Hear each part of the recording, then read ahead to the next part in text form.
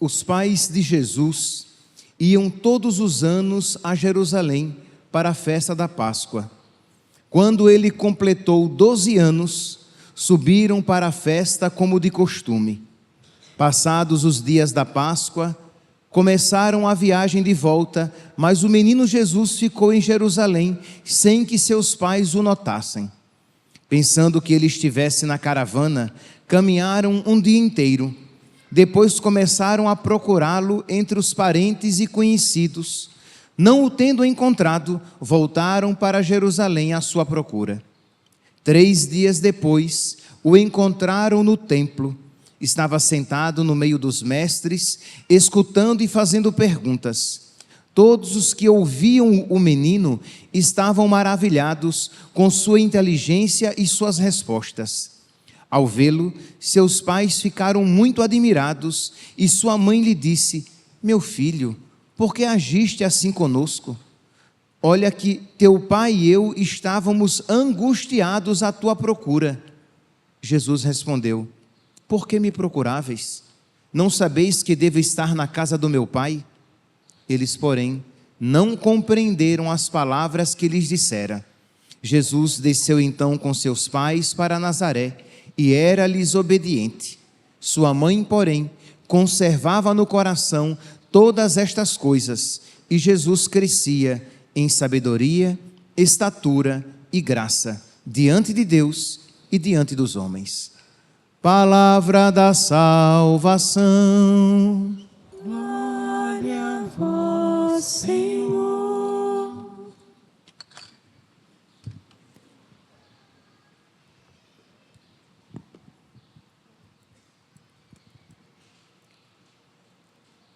Caríssimos irmãos e irmãs, estamos no tempo do Natal e estamos celebrando o segundo mistério do Natal.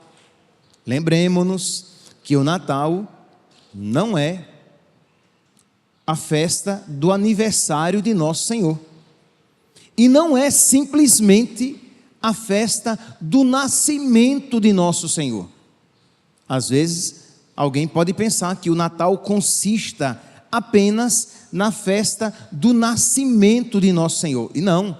O Natal compreende 5 mistérios, 5 realidades que nós celebramos durante o tempo do Natal, porque expressam a sua essência. Então, se alguém lhe perguntar o que é que nós celebramos, o que é que se celebra no Natal, você vai então a partir de agora saber de cor. No dia 25 de dezembro, nós celebramos sim a festa do nascimento de Nosso Senhor. Deus que se faz um ser humano, o Filho de Deus que se faz filho do homem, para que os filhos dos homens, nós, sejamos feitos filhos de Deus. É aquilo que os santos, de uma maneira particular, Santo Agostinho vai falar de admirabile commercium, isto é, admirável troca. Ele trocou a sua divindade pela nossa humanidade. Ele, que é Deus, se fez homem para que os homens sejam feitos Deus. Isso mesmo. Nós somos, como diz São Pedro na sua carta, nós somos chamados a participar da natureza divina. Agora, isto que ele é por natureza, nós seremos por graça, nós seremos por adoção. Deus nos concederá esta graça, mas esta troca que Deus faz conosco. Pois bem, mas este é o primeiro mistério do Natal, mas não o único. De acordo com as solenidades, com as festas celebradas neste ano, porque às vezes a ordem pode mudar um pouco. Então, o segundo mistério é o que nós estamos celebrando hoje, o mistério da Sagrada Família. Deus, quando se fez homem, ele assumiu uma família para santificar as famílias. Ele quis ter uma mãe e um pai, segundo a lei, mas um pai. Ele assumiu uma família para nos ensinar a ser família. E é este mistério que nós hoje estamos celebrando. No dia de Santa Maria, Mãe de Deus, que nós chamamos de missa de Ano Novo, nós celebraremos o terceiro mistério do Natal. Isto é, Jesus Cristo, o Filho de Deus, ele teve uma verdadeira mãe. Ele nasceu como as crianças nascem. Ele foi formado das entranhas da Virgem Maria. E como ele é Deus, a sua mãe é mãe de Deus. Então ele revela para nós a sua mãe, a Virgem Maria, que é também a nossa mãe. E é o terceiro mistério. Primeiro mistério, nascimento. Segundo mistério, ele assume uma família. Terceiro mistério, ele nos revela a sua mãe, a Panagia Theotokos, a toda a santa mãe de Deus. O quarto mistério, ele se manifesta como o salvador dos pagãos. Ele não é apenas o salvador de Israel, mas ele é o salvador de todos os povos representados nos 3 reis magos. É a festa, é a solenidade da Epifania, que nós aqui chamamos de festa de reis. E o quinto mistério é Jesus Cristo, com 30 anos, sendo batizado no Jordão por João Batista, manifestado como o Cordeiro de Deus que tira o pecado do mundo. Ele é o Messias esperado e ele vem para carregar sobre si os pecados da humanidade inteira. Então percebe que o Natal não é simplesmente a festa do nascimento de Nosso Senhor, porque até mesmo pelo Evangelho de hoje, Jesus Cristo já é aqui apresentado com 12 anos de idade, perdido no templo. Então não pode ser simplesmente a festa do nascimento de Nosso Senhor. Pois bem, então voltemos aqui para o mistério que nós hoje estamos celebrando, que é o mistério da Sagrada Família. A igreja apresenta a Sagrada Família como modelo de imitação para todas as famílias. Na oração coleta, nós rezamos: ó Deus de bondade, que nos destes a Sagrada Família como exemplo, concedei-nos imitar em nossos lares as suas virtudes. Concedei-nos imitar em nossos lares as suas virtudes, aquilo que a Sagrada Família viveu. E o que foi, meus santos, que a Sagrada Família viveu? Como foi? O que é que a Sagrada Família tem a nos ensinar? A Sagrada Família viveu a soberania de Deus, a supremacia de Deus, a centralidade de Deus. A Sagrada Família não quis e não fez nada de contrário à vontade de Deus. E neste sentido, é um exemplo para todas as nossas famílias. Nós podemos ver Jesus Cristo, que entra no mundo, como diz o autor da carta aos Hebreus. Quando ele entrou no mundo, ele entrou com a frase: eis que venho fazer a vossa vontade, Senhor. Então, Jesus Cristo, que não viveu para si, que não viveu para os seus próprios interesses, quando a segunda pessoa da Santíssima Trindade entrou na terra e se revestiu da nossa humanidade, se fez verdadeiramente homem, ele não veio a este mundo para fazer a sua vontade, para ser servido, para buscar os seus interesses, mas para fazer a vontade do Pai e para buscar os nossos interesses, porque para buscar a nossa salvação. Então é um exemplo para nós, porque muitas vezes as famílias se desestruturam, se esfacelam, ruem. Por quê?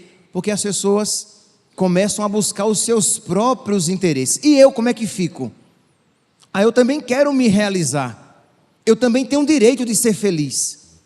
Quando você ouve alguém pronunciar uma frase semelhante, saiba que muito provavelmente um quê de egoísmo ali está presente.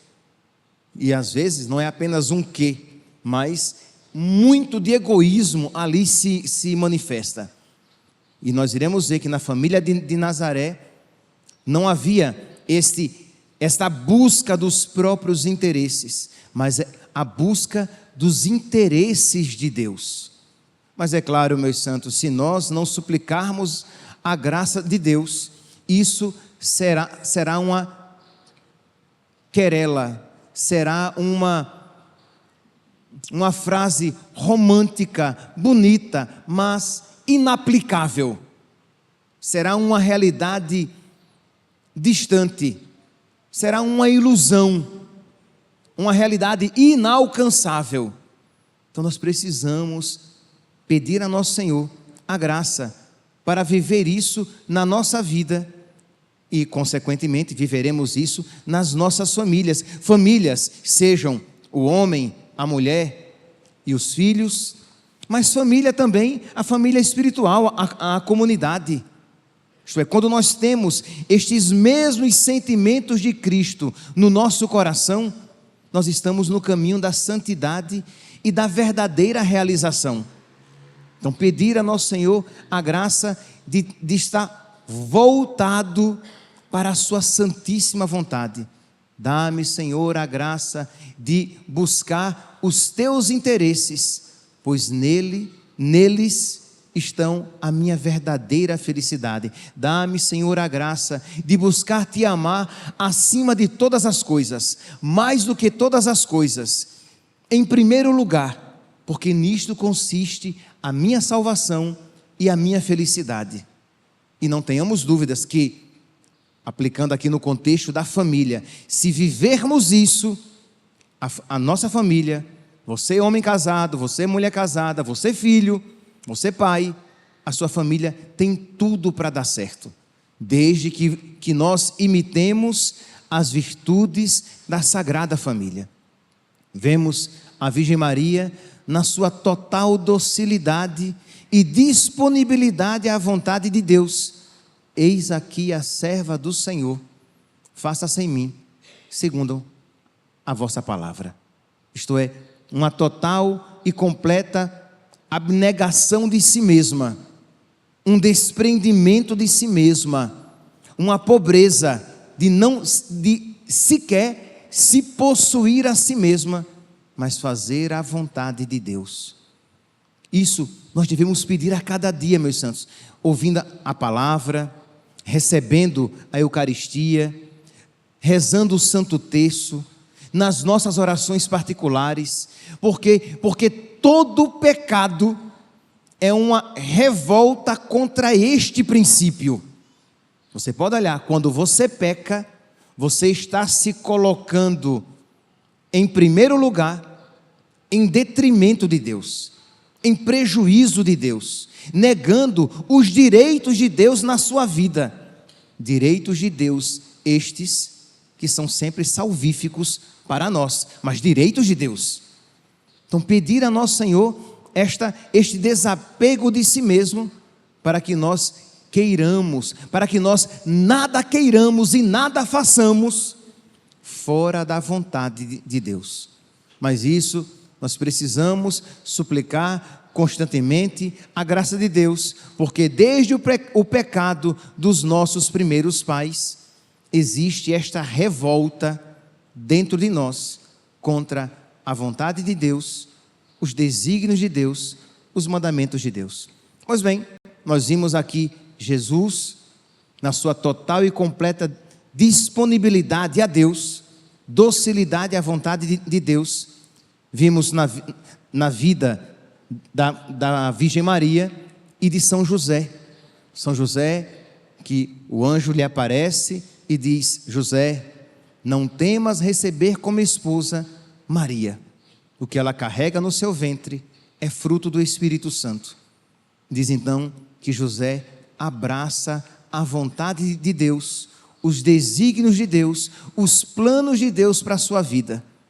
Não tenhamos dúvidas que naquele primeiro momento foi uma renúncia também, porque ele não pensava Ele não cresceu pensando, eu serei o pai, segundo a lei, do Filho de Deus. Então José, que é total docilidade à vontade de Deus. E o anjo que vem e diz, José, levanta-te, pega o menino e sua mãe e foge para o Egito, que querem matar a criança, o menino Jesus. E José prontamente se levanta e vai para o estrangeiro passar dificuldade, né? Porque pobre num país estrangeiro, imagine aqui as dificuldades, mas Deus mandou e José obedeceu. Depois, levanta-te, pega o menino e a sua mãe e volta para Israel. E José se levanta, pega o menino e a sua mãe e volta para Israel. Essa obediência de José a Deus, e que nós precisamos, meus santos, pedir a nosso Senhor que coloque no nosso coração esta obediência a Deus presente na Sagrada Família, presente em Jesus, presente na Virgem Maria, presente em São José. O Evangelho de hoje diz, né, que Jesus era-lhes submisso, que Jesus era-lhes obediente a José e a Maria. O Filho de Deus, aquele que fez todas as coisas, aquele para o qual todas as coisas foram feitas, era obediente a duas criaturas, a José e a Maria. Meus irmãos, celebrar a Sagrada Família é lembrar que nós somos chamados a ser família de Deus. Nós fomos feitos família de Deus já no nosso batismo, mas precisamos crescer na familiaridade. Mas não há família com Deus, não há familiaridade com Deus, se não houver docilidade, obediência, confiança, amor. Então peçamos a Deus a graça de o nosso coração ser um coração verdadeiramente filial, que nós confiemos na vontade de Deus, mesmo quando não a compreendermos. Pense, José, que abraça a vontade de Deus sem compreendê-la com toda a clareza. Ouvimos hoje no Evangelho que quando Jesus disse à Virgem Maria, não sabeis que eu devo cuidar das coisas do meu Pai, diz que nem ela compreendeu a profundidade daquela palavra, mas que guardava no seu coração. Então, não poucas vezes nós não compreenderemos os desígnios de Deus, mas nós iremos viver, inclusive as dificuldades da nossa vida, com espírito de fé, porque foi assim que a Sagrada Família viveu as dificuldades. Imaginemos aqui a extrema pobreza na qual nasceu o Filho de Deus. Ninguém aqui nasceu numa estribaria. Ninguém aqui nasceu num lugar onde são guardados o burro, o cavalo, o jumento. Ninguém aqui foi deitado num coxo. O Filho de Deus, quando nasceu, nasceu entre os animais, porque não tinha um lugar onde nascer. Extrema pobreza. Depois a dificuldade em um país estrangeiro, porque querem matar o menino. E lá vão então aflitos José e Maria carregando aquele menino para que ele não seja morto. Imagine aqui as dificuldades, inclusive até dificuldades financeiras naquele país estrangeiro. Mas viveram tudo aquilo como isso faz parte dos desígnios de Deus. Este sofrimento faz parte dos planos de Deus. Era necessário que o menino fosse para o Egito. Era necessário que ele fosse odiado desde o seu nascimento. Por quê? Porque as trevas odeiam a luz, não quer comunhão com a luz. Então é também um ensinamento para nós, para que nós vivamos também na nossa vida os nossos sofrimentos familiares, sofrimentos individuais, com espírito de fé, Se Deus que me ama permitiu este sofrimento, é porque Ele tem um significado na minha vida. E eu que quero imitar na minha vida, e na minha vida em família, as virtudes da Sagrada Família, eu também sou chamado a viver este sofrimento com espírito de fé.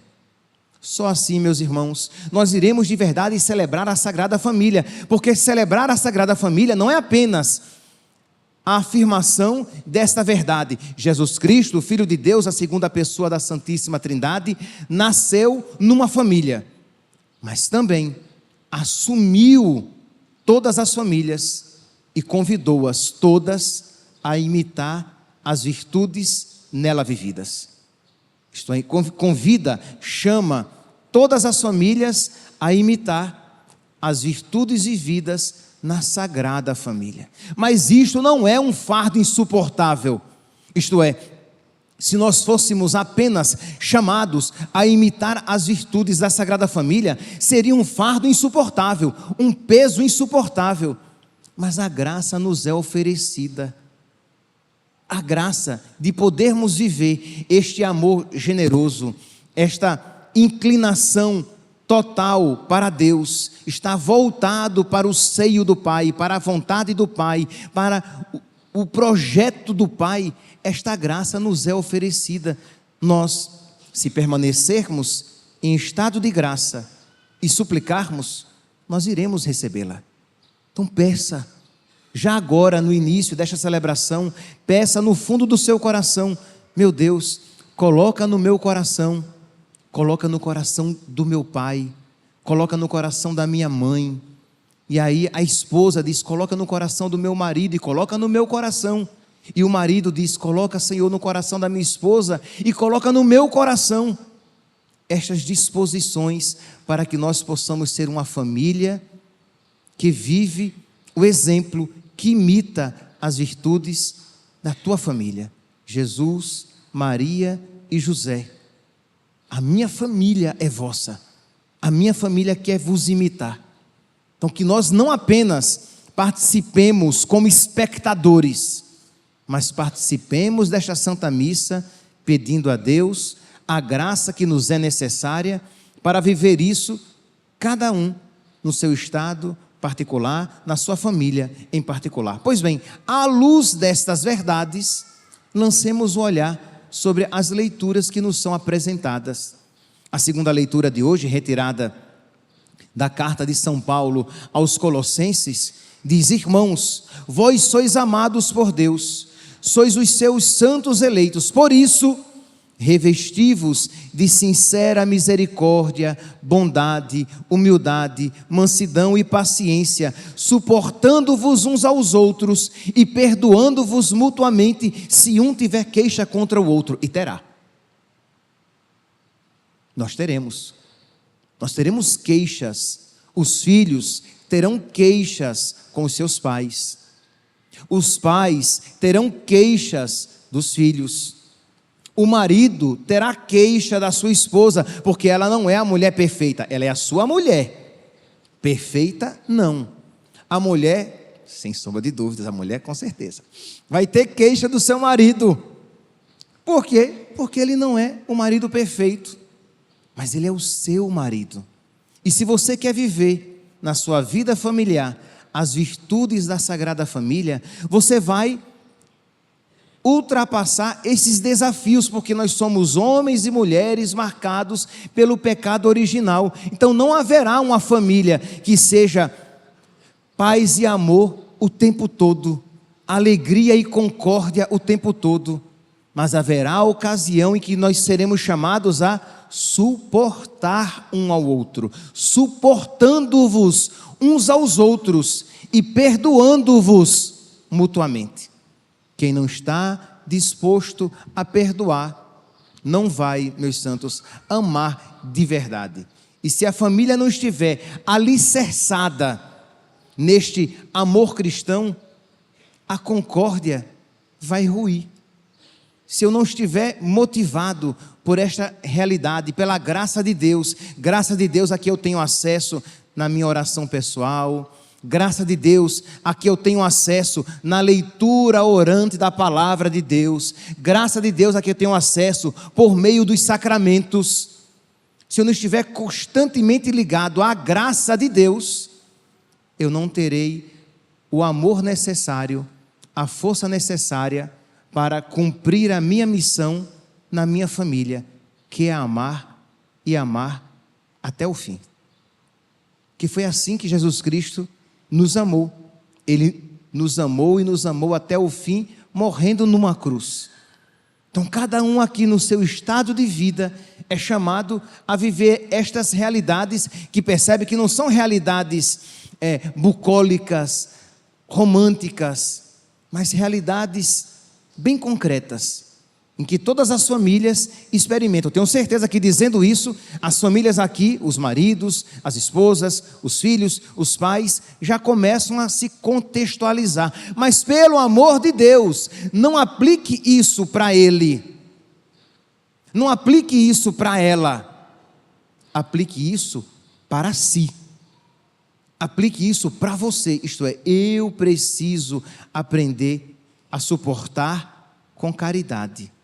Eu preciso aprender a perdoar. Eu preciso aprender a ser misericordioso, bom, humilde, manso e paciente. Não fique dizendo, olha, você precisa ser assim, tá? Olha aí a família pensada por Deus. Tem que ser assim, você não é nada paciente. Não é este o caminho. O caminho é cada um aplicar para si. E cada um aqui tentar melhorar, para que a mudança comece a partir do seu coração. E é por isso que a igreja pega este texto de Colossenses e coloca neste domingo da Sagrada Família, para ensinar as famílias a serem família segundo o projeto de Deus. Família, a imagem da Sagrada Família. Mas, sobretudo, amai-vos uns aos outros, pois o amor é o vínculo da perfeição. E sede agradecidos. Por quê? Porque Deus nos amou, Deus nos perdoou, Deus é paciente comigo, Deus é misericordioso.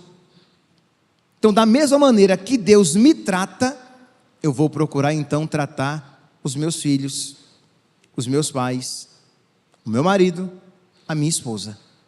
Cada um reproduzindo para o outro aquilo que tem experimentado em si. Por isso que é importante, repito, sem vida de oração, sem uma experiência concreta, verdadeira, cotidiana do amor de Deus, você não vai conseguir viver isso na sua vida, porque aqui ninguém é herói. Porque aqui ninguém é todo poderoso, é todo poderosa, e conseguirá por conta própria, pelas suas próprias forças, pela grandeza da sua natureza, amar dessa maneira. Nós necessitamos da graça de Deus. Então, quando nós experimentamos, quando nós vemos a nossa miséria e o quanto Deus nos ama, e este amor dele é eficaz e transformador na nossa vida, nós começamos a reproduzir uns com os outros aquele amor de Deus recebido. Por isso que continua aqui São Paulo: do fundo dos vossos corações cantai a Deus salmos, hinos e cânticos espirituais em ação de graças, sabendo que tudo de Deus recebemos. Tudo o que fizerdes em palavras ou obras, seja feito em nome de Jesus Cristo. Então você que vai amar sua esposa, você que vai amar o seu marido, você que vai honrar o seu pai, honrar a sua mãe, você vai fazer isso por causa de Jesus, em nome de Jesus. Não porque o seu marido mereça, pode ser que ele mereça, ótimo, mas provavelmente nem sempre merecerá. Não somente por causa da sua esposa, pode ser que ela seja uma esposa maravilhosa, mas meu santinho, provavelmente nem sempre ela será, porque nós somos doentes, nós somos pecadores, nós somos marcados pelo pecado original. Então haverá momentos que você verá a feiura dela, mas quando você faz em nome de Jesus, por causa de Jesus, você não se cansa de amar, de servir, de perdoar, de ser paciente, de recomeçar, porque tudo você faz por causa de Jesus. E percebe que isso é aplicável, sim, sem sombra de dúvidas, na família, mas é aplicável em todas as nossas relações. O padre, ele é padre e ele ama a sua comunidade e serve a sua comunidade por amor a Deus. Porque se fosse por amor a vocês, vocês não são tão bonzinhos assim para eu amar tanto vocês. É por amor a Deus. Aí o sacerdote consagra a sua vida para amar e servir aquela comunidade por causa de Deus. E vocês vão amar e respeitar e honrar os padres de vocês por amor a Deus. Não porque necessariamente os padres de vocês sejam maravilhosos, mas por amor a Deus, por fé, vocês vão honrar o Pai, vão rezar pelo Padre, vão respeitar aquele sacerdote, por amor a Deus. Então, percebe que a referência primeira e última deve ser sempre Deus, tudo por causa de Deus. Eu sirvo por causa de Deus, eu perdoo por causa de Deus, eu vou honrar meu pai e minha mãe por causa de Deus, eu vou respeitar a minha esposa e o meu marido por causa de Deus, eu vou me dedicar, me abdicar de mim mesmo, dedicando-me à minha esposa e aos meus filhos por causa de Deus, eu vou renunciar à minha vida e me dedicar ao meu marido e aos meus filhos por causa de Deus. Se não houver esta referência primeira e última, Deus, nós iremos desfalecer no caminho, porque os nossos propósitos cairão por terra. Continua São Paulo, versículo 17, Colossenses capítulo 3, versículo 17, tudo o que fizerdes, fazei em nome de Deus, por meio dele, dai graças a Deus o Pai. Esposas, sede solícitas para com os vossos maridos, como convém ao Senhor. Maridos, amai vossas esposas, e não sejais grosseiros com elas. Filhos, obedecei em tudo aos vossos pais. E pais, não intimideis os vossos filhos. E tudo isso por causa de Deus.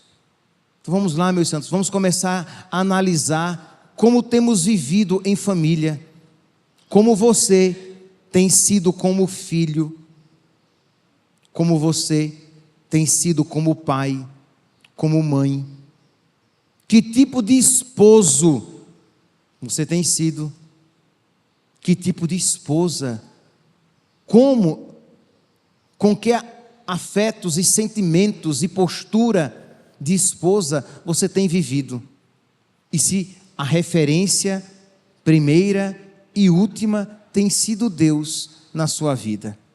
E sabendo, meus santos, que quando isso vivemos, nós glorificamos a Deus damos graças, a Deus damos glória, a Deus alegramos, quando procuramos viver santamente nas nossas famílias. A primeira leitura de hoje, ela é belíssima, ela vai se ater aqui de uma maneira bem particular com relação aos pais e os filhos. O quarto mandamento da lei de Deus, o primeiro mandamento da segunda tábua, que segundo a Sagrada Escritura, os 10 mandamentos foram postos em 2 tábuas. Na primeira tábua, os 3 mandamentos referentes a Deus. Na segunda tábua, os 7 mandamentos referentes aos homens. E todos eles são postos em ordem de importância. Então, o primeiro mandamento é amar a Deus sobre todas as coisas. Na segunda tábua, o mandamento mais importante é o quarto: honrar pai e mãe. E vai dizer São Paulo que é o único mandamento, que é o primeiro mandamento em que explicitamente Deus concede uma promessa. Está lá, São Paulo cita isso em Efésios capítulo 6, versículo 2, diz assim: honra teu pai e tua mãe. É o primeiro mandamento que inclui uma promessa, para que tudo te corra bem e vivas muito tempo na terra. Deus faz uma promessa. É claro que Deus concede graças por todos os mandamentos vividos, mas o único mandamento em que Deus explicitamente promete algo é no 4º mandamento: honra teu pai e tua mãe, e tudo vai te correr bem, e terás muitos anos de vida. No livro do Deuteronômio, no capítulo 5, no versículo 16, está assim: honra teu pai e tua mãe, como o Senhor teu Deus te ordenou, para que vivas por longo tempo e sejas feliz na terra que o Senhor teu Deus vai te dar. Então, uma promessa que Deus concede. Que é claro, quando você honra o seu pai e a sua mãe, você faz isso por causa de quem? De Deus. É a honra devida. É por causa de Deus que você honra as figuras da terra, né? A figura de Deus que eu tenho aqui na terra, as figuras maiores são o meu pai e a minha mãe. E o próprio Jesus, o Filho de Deus, honrou o seu pai e a sua mãe aqui na terra. E aqui, meus irmãos, independentemente da virtude do seu pai, pode ser que o seu pai seja uma tranqueira, pode ser que a sua mãe seja uma pessoa detestável. É até ruim dizer um negócio desse, mas é verdade, às vezes acontece.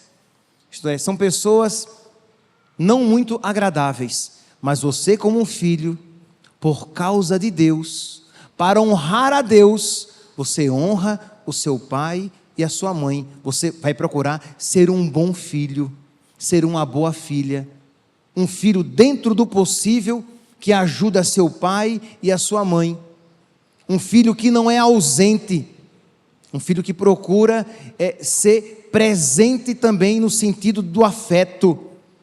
E isso, é claro, se aplica também aos pais adotivos, né? Aos pais biológicos e aos pais adotivos, que são aqueles que cuidaram de nós, que nos deram a vida, que se sacrificaram por nós. Honra teu pai e tua mãe. A primeira leitura de hoje, retirada do livro do Eclesiástico, é uma leitura muito adequada a se fazer em casa. Eu até aconselharia a que todos vocês, hoje à tarde, na hora da misericórdia, por exemplo, de vocês meditarem este texto em família, depois fazerem alguma reflexão, mas sempre uma reflexão, pelo amor de Deus, ninguém vai discutir relação refletindo este texto, do pai jogando na cara do filho jogando na cara do pai, não, mas cada um aplicar para si. Será que eu estou vivendo isto que Deus espera de mim? E depois pode até rezar o texto da misericórdia, suplicando a misericórdia de Deus sobre você e sobre o mundo inteiro. Pois bem, este belíssimo texto que nós ouvimos em cada domingo da Sagrada Família, diz aqui: Deus honra o pai nos filhos e confirma sobre eles a autoridade da mãe. Quem honra o seu pai alcança o perdão dos pecados, evita cometê-los e será ouvido na oração cotidiana. Imagina, é quase que um sacramento. Quem honra seu pai terá os pecados perdoados. Imagine quantas graças. Será ouvido quando rezar. Vai ter a graça de não cair em outros pecados. Quer dizer, Deus é tão bom, mas tão bom, que Ele nos recompensa, que Ele nos agracia com aquilo que já é natural, porque ninguém precisa ser cristão para honrar pai e mãe. Estamos de acordo que qualquer pessoa de bom senso vai amar o seu pai e a sua mãe. Isso é natural. Pois bem, Deus, Ele vai e eleva e agracia. Deus diz, mas isso não só é uma obrigação própria da natureza, mas Deus concede graças a quem isso fizer, porque Deus quer que todos os homens se salvem. Então Deus concede generosas graças. E continua: quem respeita a sua mãe é como quem ajunta tesouros. Então, mesmo que o seu pai esteja errado, mesmo que a sua mãe esteja errada, você não vai fazer o erro, você não vai repetir o erro deles, mas você não vai desrespeitá-los por causa daquilo. Quem respeita a sua mãe é como quem ajunta tesouros. Quem honra seu pai terá alegria com os próprios filhos, terá bons filhos. Quem é um mau filho é como que angariasse para si, trouxesse para si uma maldição de ter maus filhos, porque vai reproduzir com os seus filhos os mesmos sentimentos desajeitados e desorientados que teve com os seus pais. Mas se ele foi um bom filho, ele vai orientar também os seus filhos nos mesmos sentimentos. Quem honra o seu pai terá alegria com os próprios filhos, e no dia que rezar, será atendido. Segunda vez. No dia que rezar, será atendido. Quem respeita o seu pai terá vida longa, e quem obedece ao pai é o consolo da mãe. Meu filho, ampara o teu pai na velhice, e não lhe causes desgosto enquanto ele vive, mesmo que ele esteja perdendo a lucidez. Não apenas aqui a lucidez no sentido neurológico, de uma pessoa que está sofrendo de demência. Não apenas não desgostar o pai, a mãe, quando perde a lucidez, mas quando ele perde a lucidez moral, quando ele age de uma maneira errada, desagradável, você não vai agir, reagir, corresponder de uma maneira semelhante. Você vai ser bom, você vai ser reto, você vai ser honesto, porque o seu referencial primeiro e último é Deus. Por causa de Deus, eu serei bom com o meu pai. Por causa de Deus, eu serei bom com a minha mãe. E é claro, né, meus filhos? É claro que os pais também procurarão ser bons com os seus filhos. Mas o mandamento primeiro é dos filhos em relação aos pais. Continua, já está terminando. Mesmo que ele esteja perdendo a lucidez, procura ser compreensível com ele. Não o humilhes em nenhum dos dias de sua vida. Um filho pode repreender um pai? Pode, com respeito. Nunca sendo grosseiro, desrespeitoso, elevando a voz. Um filho pode e deve repreender um pai, é dever de caridade, mas com toda a caridade, com todo o respeito, porque você é como um súdito diante do seu rei, do súdito diante da sua rainha. É o seu pai, é a sua mãe, a quem você vai corrigir, mas com todo o respeito, sem perder em nada, né? Sem esquecer em nada a dignidade daquela pessoa que está sendo repreendida, independentemente dos erros dele, dos erros dela, mas é o seu pai, é a sua mãe, é a figura de Deus para você aqui na terra. Continua. A caridade feita a teu pai nunca será esquecida. Deus paga bem, meus santos. O céu paga bem. Deus está dizendo, e Deus não sofre de amnésia, nós sofremos. Nós somos muito bons em lembrar as coisas erradas que nos fizeram, mas nos esquecemos com facilidade das coisas boas. Deus é o contrário. Deus esquece os nossos pecados. Ele os joga no fundo do mar, diz a palavra de Deus. Mas as coisas boas que nós fizermos e fizermos aos nossos pais nunca serão esquecidas por Deus. Mas servirá para reparar os teus pecados. Terceira vez. De novo faz referência para a nossa salvação eterna. O amor que você conceder, a honra que você concedeu ao seu pai e à sua mãe, servirá de reparo para os teus pecados e na justiça para a tua edificação. Isto é, te fará, se fores um pecador, vai te ajudar a sair do pecado. Se fores santo, te ajudará a crescer na justiça, na santidade.